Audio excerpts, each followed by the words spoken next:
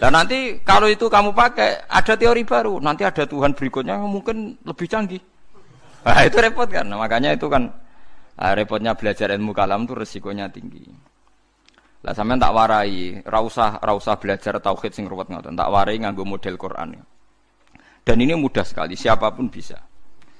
Nak ra iso ya kafir, wong tauhid kok keliru kan kafir. Niki mboten urusan salafi, mboten salafi. Kalau lah ngukumi kafir, nak niku tauhid kok ora iso berarti kafir. Bismillahirrahmanirrahim. Ini kalau tak nerangno tauhid ngene. Niki kan dawuh pangeran, andekan selain Allah itu ada Tuhan, tentu ada kompetisi antar Tuhan dan saling nopo mengalahkan. Jadi misalnya sitoke kepengin gawe langit, sitoke kepengin ora. Berarti ketika langit nyatane ono menang sapa? Mboten sampean kula bedhei, misalnya ada dua Tuhan, yang satu ingin menciptakan bumi, yang satu ndak. Ketika bumi itu ada, berarti menang siapa? Menang yang menciptakan. Yo ora yo keliru. Tak warai ilmu kalam. Misalnya begini. Ada dua Tuhan, nggih, ada dua Tuhan. Sama-sama Tuhan misalnya. Kalau sama-sama itu bahasa Arabnya apa? Mislun. Nggih. Rungokno nggih. Kalau sama-sama ada bahasa Arabnya apa? Mislun. Sama-sama Tuhan. Bahasa Indonesianya sama-sama Tuhan. Terus Tuhan A ingin menciptakan bumi.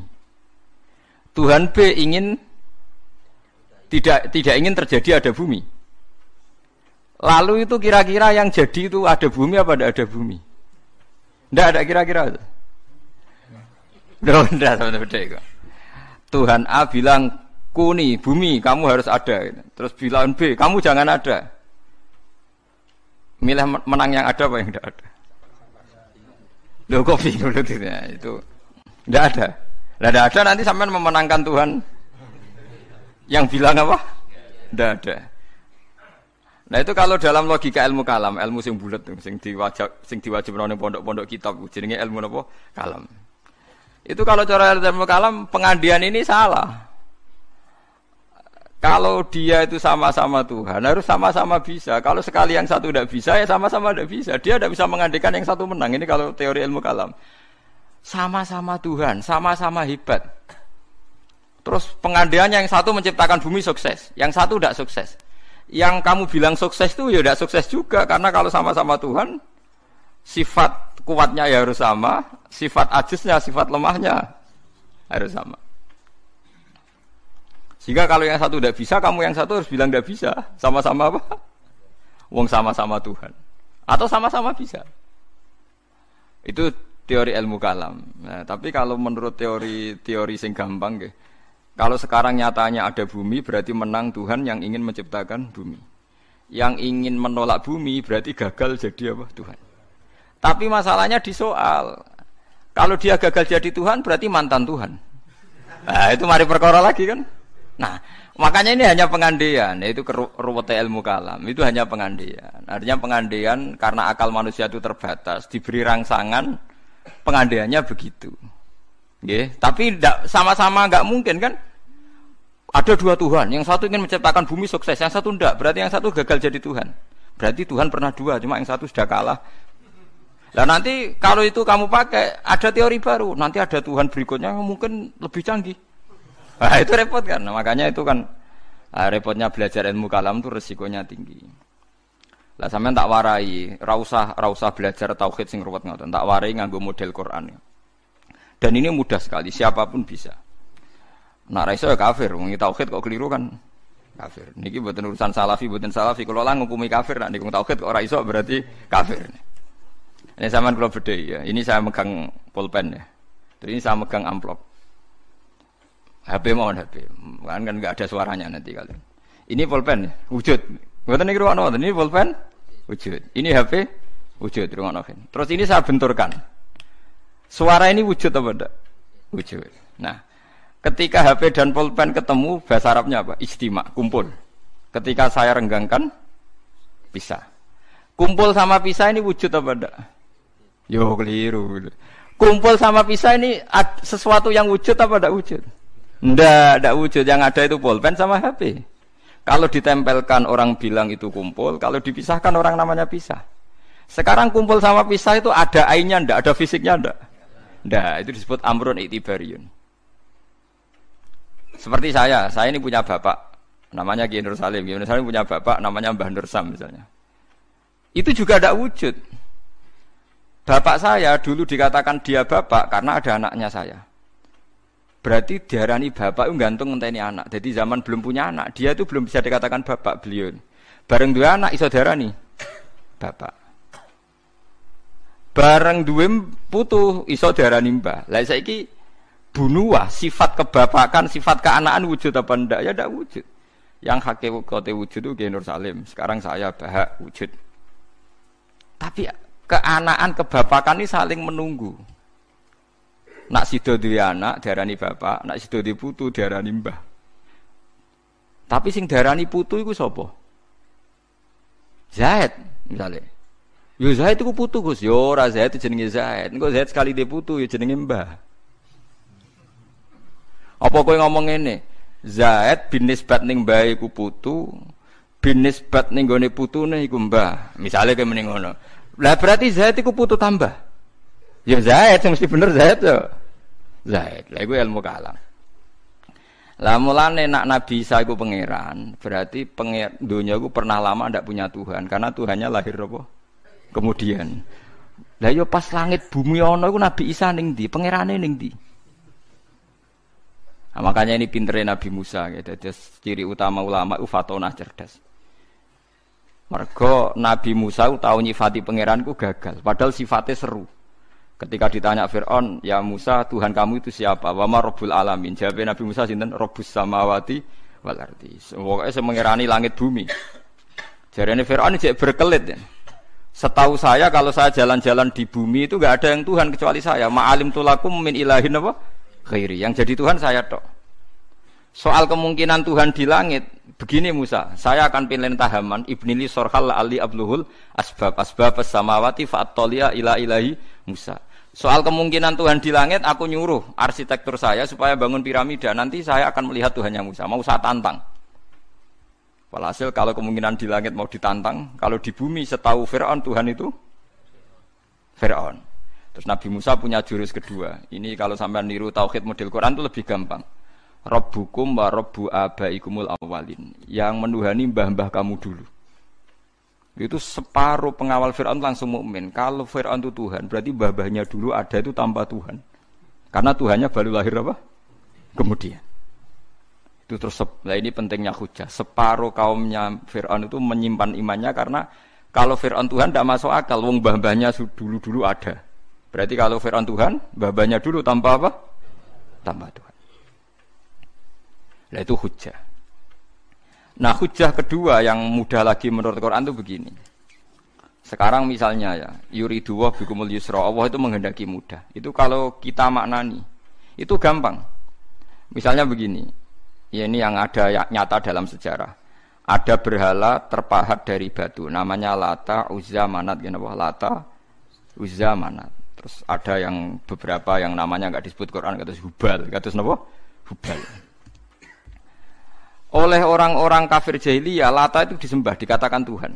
Uzza juga dikatakan apa? Tuhan. Itu kata Allah. In hiya illa asmaun samaitumuha antum wa abaukum. Itu hanya nama yang kamu ciptakan. Makanya Allah ngendikan kalau barang tidak benar istilah kaburos kalimatan takhruju min afwahim. Niki rungokno nggih kanca-kanca terutama sing hafal Quran nggih. Misalnya aku darani Mustofa iku ganteng, Mustofa iku sugih. Itu namanya kalimat yang keluar dari mulut saya. Tapi hakikatnya kan tidak ada. Nyatane orang ganteng, nyatane ora sugih.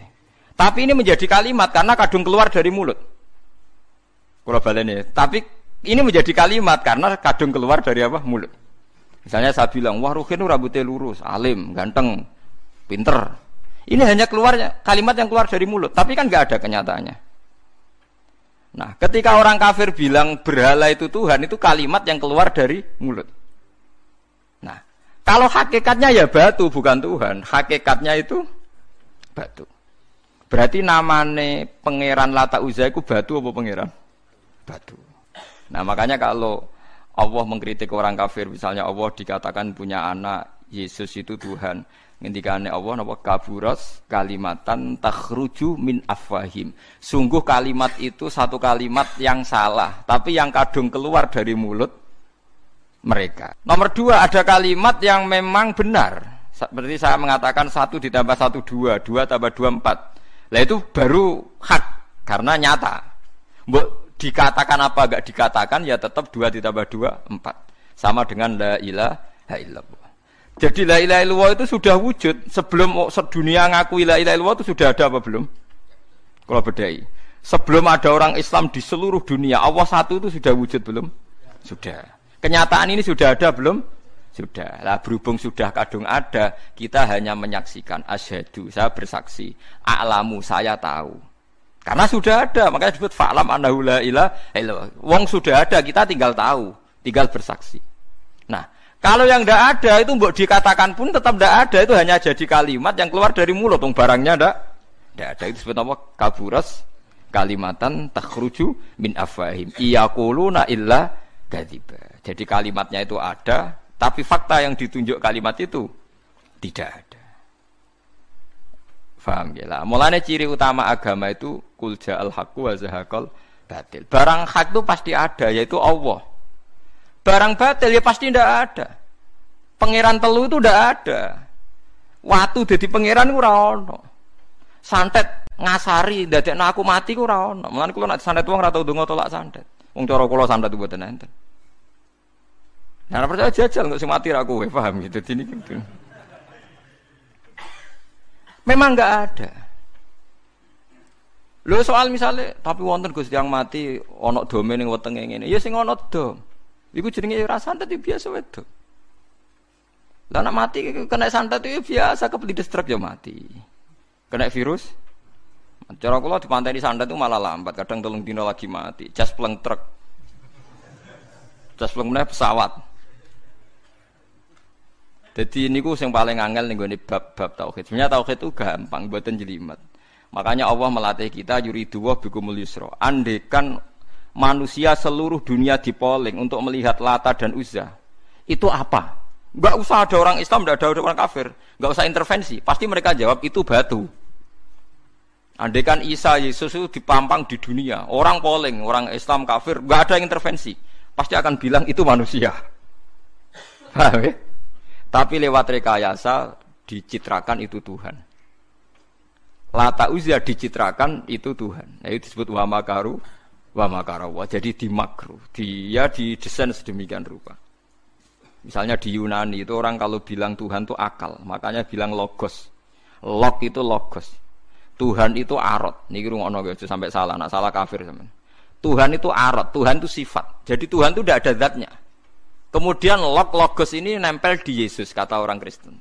Sehingga logos. Logika akal. Makanya kalau orang filsafat darani Tuhan itu akal 1, akal 2, akal 3, akal. Makanya disebut logi, ideologi log.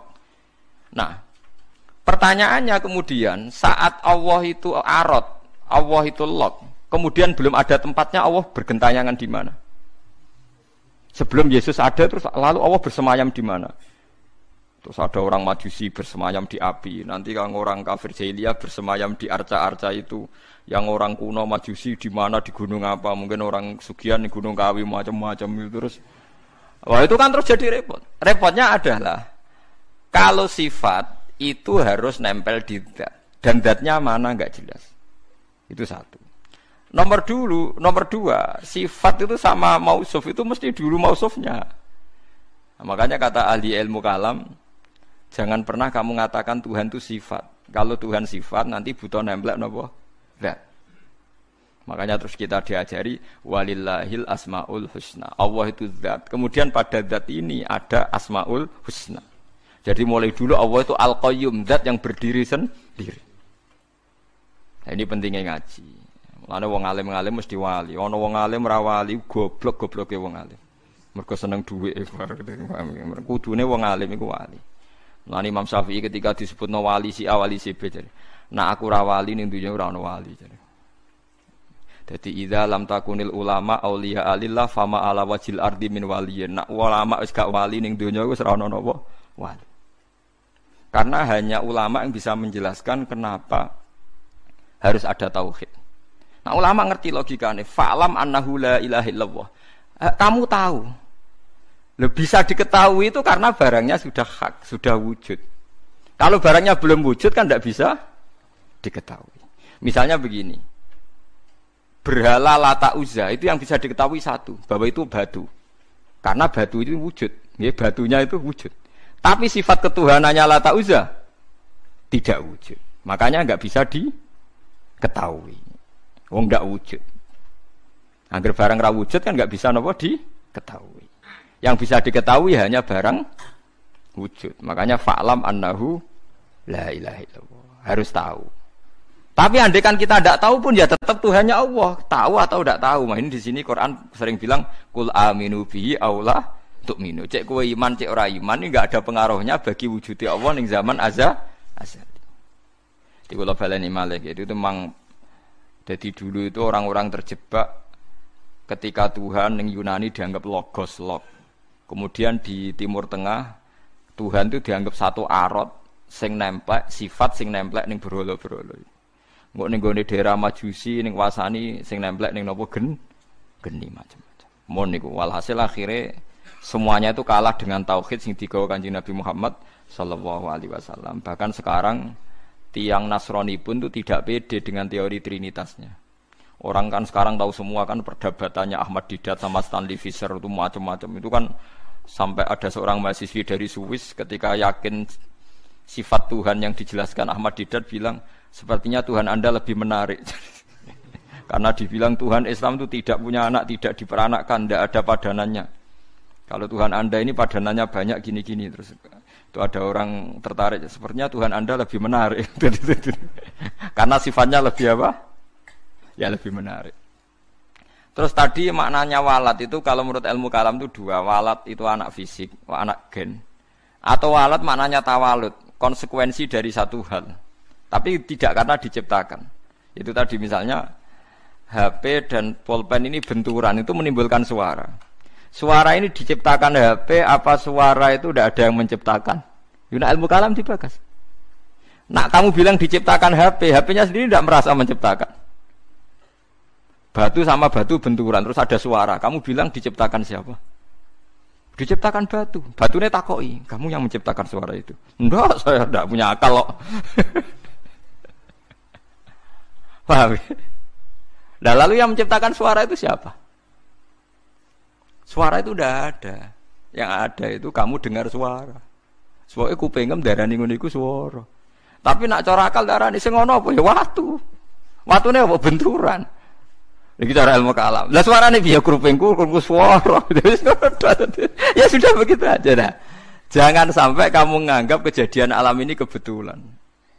Itu kowe yang melukai tauhid. Semua alam raya ini diciptakan secara sengaja dengan iradah oleh Allah Subhanahu wa taala.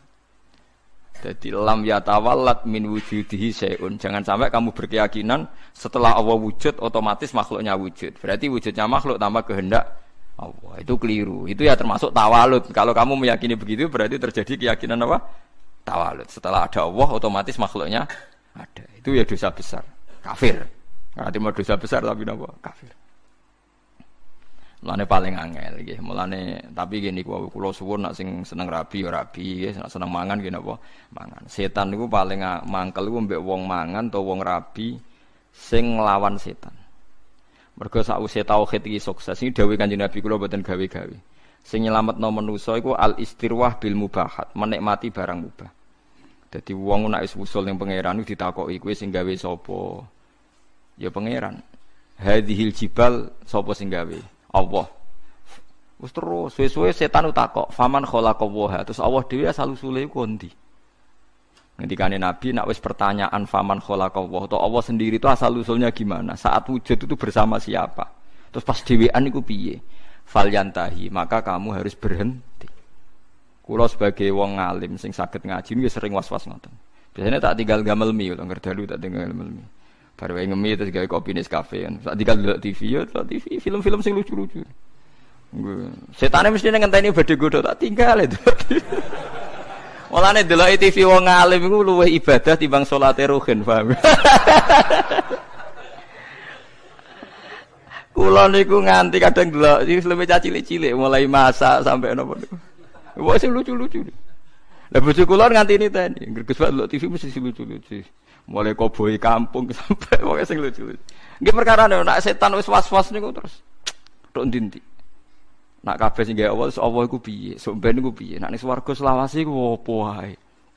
Sak men kelon sing suwe. Soale ning neraka selawase yo opo wae. Tinggal delok TV. Dadi setane kan ape nggodho ngenteni gawe was-was. Delok TV ngopi, bariku wis mangan ben wara kena suara kepengin ngantuk. Akhire setane kan waduh digodho kok ngantuk. Adekku tak tinggal turu, malah kaku ati setane ape digodho kok wong apa? Turu. Tangi turu wis ngopi meneh. Jebule kopi ku enak. Lane wong alim muni kopi ku enak, iku ibadah. Mergo nglawan was-wase napa? Was-wase setan. Subhanallah wa bihamdihi adada khalqihi wa ridha nafsihi wa zinata 'arsyihi wa midada kalimati. Subhanallah wa bihamdihi adada khalqihi wa ridha nafsihi wa zinata 'arsyihi wa midada kalimati. Subhanallah wa bihamdihi adada khalqihi wa ridha nafsihi wa zinata 'arsyihi wa midada kalimati. Subhanallah wa bihamdihi adada khalqihi wa ridha nafsihi wa zinata 'arsyihi wa midada kalimati. Subhanallah wa bihamdihi adada khalqihi wa ridha nafsihi wa zinata 'arsyihi wa midada kalimati. Subhanallah wa bihamdihi adada khalqihi wa ridha nafsihi wa zinata 'arsyihi wa midada kalimati. Subhanallah wa bihamdihi adada khalqihi wa ridha nafsihi wa zinata 'arsyihi wa midada kalimati.